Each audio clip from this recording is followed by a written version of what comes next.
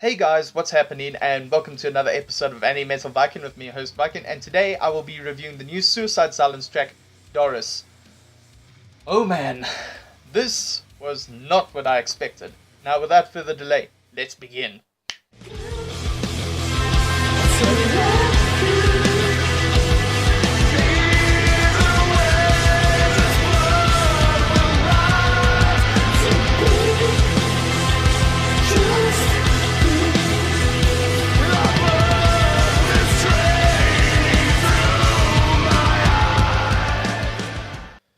Now, before I get a ton of shit in the comments, I'd urge any Suicide Silence fans, Deathcore fans, and metalheads in general to watch the full video before crapping on me for what I have to say.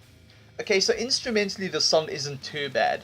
The riff and overall melody for the song isn't good, but it's not bad either. The drumming is fairly standard yet decent for this particular sound. Is it generic? Yes. Does it sound like Deathcore? No. But overall, the instrumentals are okay, but could have been handled better. Good lord. What the hell is Eddie Haneda thinking?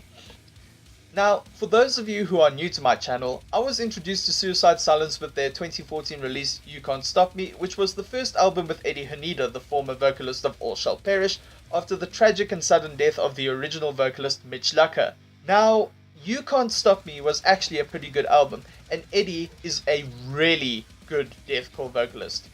Granted, the album kinda sounded very similar to All Shall Perish material, but it was still a solid release with some sicker guest vocals by George Fisher of Cannibal Corpse and Max Cavalera of the Cavalera Conspiracy.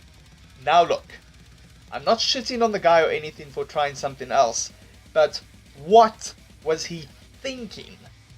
Here, Eddie sounds like he's trying to do hardcore punk-styled harsh vocals while trying to imitate Chino Moreno of the Deftones.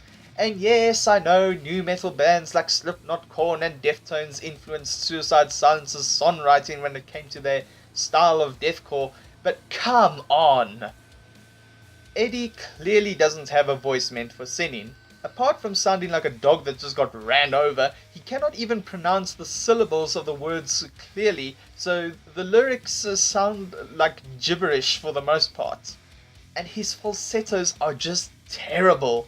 Sorry Eddie, but stick to the harsh vocals, and rather get a proper clean vocalist like Bjorn Strid or Christian Alvestum to do the cleans on your next album. Now, as I just mentioned, some of the biggest new metal names are a huge influence on Suicide Silence when it comes to their style of songwriting.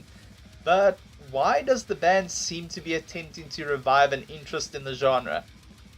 Don't get me wrong, I'm not shitting on new metal, as the genre got me into metal and I still enjoy several bands and albums from the time. But even I can admit that the reason new metal died out and we don't see any new bands in the genre is because it is a style of metal that doesn't have a lot of room for experimentation and innovation. Also, this song isn't very well produced, so it affects the quality of not only the instrumentals but the vocals as well.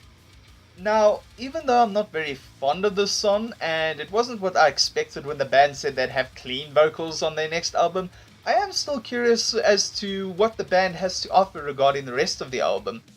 Because normally when bands release singles from their upcoming albums, they normally release ones that aren't exactly great.